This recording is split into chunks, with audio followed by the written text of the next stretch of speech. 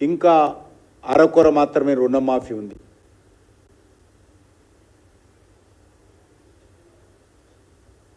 అంతేకాకుండా రైతులకు సంబంధించినటువంటి రైతు బంధు కాదు, మాది రైతు భరోసా అన్నారు.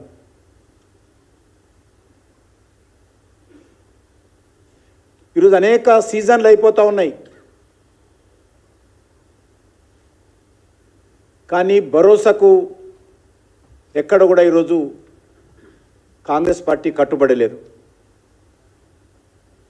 కాంగ్రెస్ పార్టీ ఇది ప్రజాప్రభుత్వం కాదు, ప్రజలను మోసం చేసేటువంటి ప్రభుత్వం అని ఈరోజు తెలంగాణ ప్రజలు భావిస్తూ ఉన్నారు.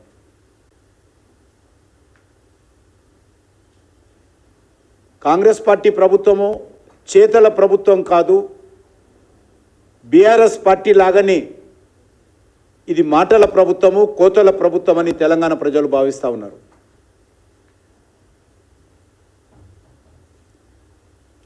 రైతు భరోసా పేరు మీద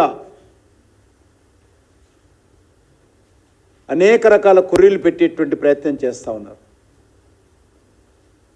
అది రైతులకు కానీ, కౌలు రైతులకు కానీ, రైతు కూలీలకు కానీ, మరి ఈరోజు కొత్తగా దరఖాస్తులు పెట్టుకోండి, ఇంత చేతగాని దద్దమ్మ ప్రభుత్వం ఎందుకు అని అడుగుతా ఉన్నాను. రైతుల భరోసాకు ఎవరెవరు అర్హులు, రైతులు ఎవరున్నారు, కౌలు రైతులు ఎవరున్నారు, రైతు కూలీలు ఎవరున్నారు, రాష్ట్ర ప్రభుత్వం దగ్గర అన్ని రకాల వివరాలు ఉన్నాయి. ఎక్కడెక్కడ ఏ పంటలు వేశారు, ఎంత సాగవుతుంది, ఏ గ్రామంలో ఎంత ఉంది, ఏ రైతు ఎంత సాగు చేస్తూ ఉన్నాడు, ఈ రాష్ట్రంలో ఉన్నటువంటి రైతు కూలీలు ఎవరు, అన్ని రకాల వివరాలు ఉన్నప్పుడు ఇంకా దరఖాస్తులు ఎందుకు అని అడుగుతా ఉన్నాను. దరఖాస్తుల పేరు ఈరోజు మరి ఈ ప్రభుత్వం మభ్యపెట్టేటువంటి ప్రయత్నం చేస్తూ ఉంది తప్ప ఇందులో ఏమాత్రం మరి రైతులకు మేలు చేయాలనే చిత్తశుద్ధి ప్రభుత్వానికి లేదు. కౌలు రైతులు అదేవిధంగా రైతు కూలీలను నట్టేట ముంచే విధంగా ఈ ప్రభుత్వం ప్రయత్నం చేస్తూ ఉంది.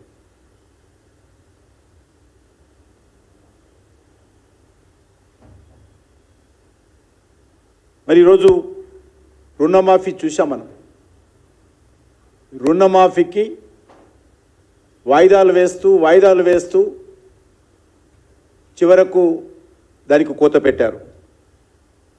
ఈరోజు రైతు భరోసా కూడా కోతలు పెట్టడం కోసం కుట్రలు చేస్తూ ఉన్నారు.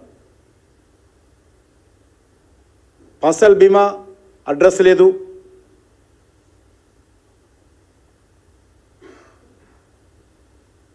రైతులకు మేలు చేస్తాము, మాది రైతు ప్రభుత్వము, అనేక రకాలుగా మాట్లాడారు.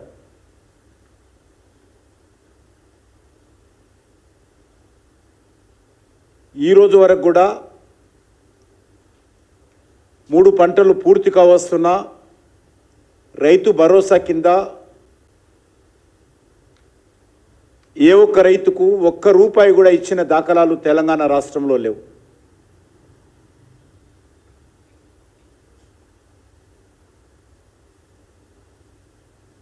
ఇదే వరంగల్ డిక్లరేషన్లో మరి అనేక రకాల హామీలు ఇచ్చారు. కాంగ్రెస్ కోట్లేస్తే మార్పు వస్తుంది, కాంగ్రెస్ పార్టీ అధికారంలోకి వస్తే ప్రజాపాలన వస్తుంది, ప్రజాపాలన వస్తే రైతుల జీవితాలలో మారుతాయి, తెలంగాణ బ్రతుకులు వెలుగవుతాయి అనే విధంగా అనేక రకాల మాటలు చెప్పి అధికారంలోకి వచ్చిన తర్వాత ఈరోజు కాంగ్రెస్ పార్టీ పరిస్థితి ఏ రకంగా ఉందంటే, ఏరు దాటే వరకు ఓడమల్లయ్య, ఏరు దాటిన తర్వాత బోడి మల్లయ్య అనే విధంగా ఈ ప్రభుత్వం వ్యవహరిస్తూ ఉంది.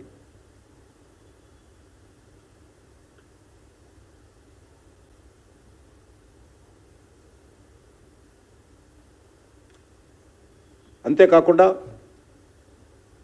ఈ ప్రభుత్వము వరి ధాన్యంతో పాటు సుమారు 10 రకాల పంటలకు 500 బోనస్ ఇస్తామని చెప్పారు. కేంద్ర ప్రభుత్వం ఇచ్చేటువంటి ఎంఎస్పి కనీస మద్దతు ధర మినిమం సపోర్ట్ ప్రైస్కు అదనంగా రాష్ట్ర ప్రభుత్వం తరఫున మరి ప్రతి పంటకు 500 రూపాయల బోనస్ ఇస్తామని చెప్పినటువంటి ప్రభుత్వము మరి కనీసము ధాన్యాన్ని కూడా ఇవ్వలేనటువంటి పరిస్థితుల్లో ఉన్నది. ఆ యొక్క పథకాన్ని కూడా ధాన్యం విషయంలో నీరుగార్చి ధాన్యం కాదు సన్నరకం ధాన్యాలకే ఇస్తామని చెప్పారు. ఆ సన్నరకాల ధాన్యం కూడా 500 బోనస్ ఇవ్వకుండా సన్నాయి నొక్కులు నొక్కుతూ ఈ ప్రభుత్వము రైతులను నట్టేట ముంచేటువంటి ప్రయత్నం చేస్తూ ఉన్నారు. నేను అడుగుతా ఉన్నాను, ఈరోజు పత్తి సీజన్ జరుగుతూ ఉంది. ఎందుకు ఈరోజు పత్తికి మీరు ఇస్తామన్నటువంటి 500 బోనస్ ఇవ్వడం లేదో రేవంత్ రెడ్డి, రాహుల్ గాంధీ చెప్పాలి. మొక్కజొన్న మీద, కందుల మీద, సోయాబీన్ మీద, మిర్చి, పసుపు, ఎర్రజొన్న, చెరుకు, జొన్నలు ఈ రకంగా 10 పంటల మీద 500 బోనస్ ఇస్తామని హామీ ఇచ్చి ఎన్నికల ప్రణాళికలో ఈరోజు అదొక ధాన్యాన్ని కాదు సన్నధాన్యమే అని చెప్పి ఆ రకంగా అనేక విషయాలలో ఈ ప్రభుత్వం మోసం చేసేటువంటి ప్రయత్నం చేస్తూ ఉంది. అంతేకాకుండా రైతులు ఎక్కడైనా ఆందోళన చేస్తే బీఆర్ఎస్ పార్టీ ఏ రకంగా రైతులకు బేడీలు వేసి రైతాంగాన్ని అవమానం చేసిందో కాంగ్రెస్ పార్టీ కూడా అధికారంలోకి వచ్చిన తర్వాత ఆందోళన చేస్తున్నటువంటి రైతులను అక్రమ కేసులు పెట్టి రైతుల చేతులకు సంకెళ్ళు వేస్తున్నటువంటి పరిస్థితి, రైతులను అవమానం చేస్తున్నటువంటి పరిస్థితి తెలంగాణ రాష్ట్రంలో కనిపిస్తూ ఉంది. అన్నదాతల చేతులకు అరదండాలు వేస్తున్నటువంటి పరిస్థితి, రైతులకు ఆశ చూపి ఈరోజు వెన్నుపోటు పొడుస్తున్నటువంటి పరిస్థితి తెలంగాణలో కనిపిస్తూ ఉంది. రైతు భరోసా పేరు మీద ప్రతి ఎకరానికి 15,000 రూపాయలు ప్రతి ఏడాదికి ఇస్తామని చెప్పారు. సంవత్సరం పూర్తిగా వస్తుంది. కౌలు రైతులకు ప్రతి ఎకరానికి 15,000 ఇస్తామన్నారు. ప్రతి రైతు కూలీకి 12,000 ఇస్తామన్నారు. అన్ని పంటలకు మెరుగైనటువంటి పద్ధతిలో సహకారం అందిస్తామన్నారు. మరి ఏ ఒక్కటి కూడా ఈ రాష్ట్రంలో అమలు జరుగుతున్నటువంటి పరిస్థితి లేదు. మరొక దిక్కు చూస్తే కేంద్ర ప్రభుత్వం ఈ యొక్క తెలంగాణ రాష్ట్రంలో అన్ని రకాలుగా కేంద్ర ప్రభుత్వం రైతాంగానికి అడ్డాగా ఉంది. పంటల బీమా పథకము కేంద్ర ప్రభుత్వం అమలు చేస్తున్నప్పటికీ కూడా గతంలో బీఆర్ఎస్ పార్టీ ఏ రకంగానైతే పంటల బీమా పథకాన్ని తెలంగాణలో నీరుగార్చిందో కాంగ్రెస్ పార్టీ అధికారంలోకి వచ్చినటువంటి ఈ యొక్క 13 నెలలుగా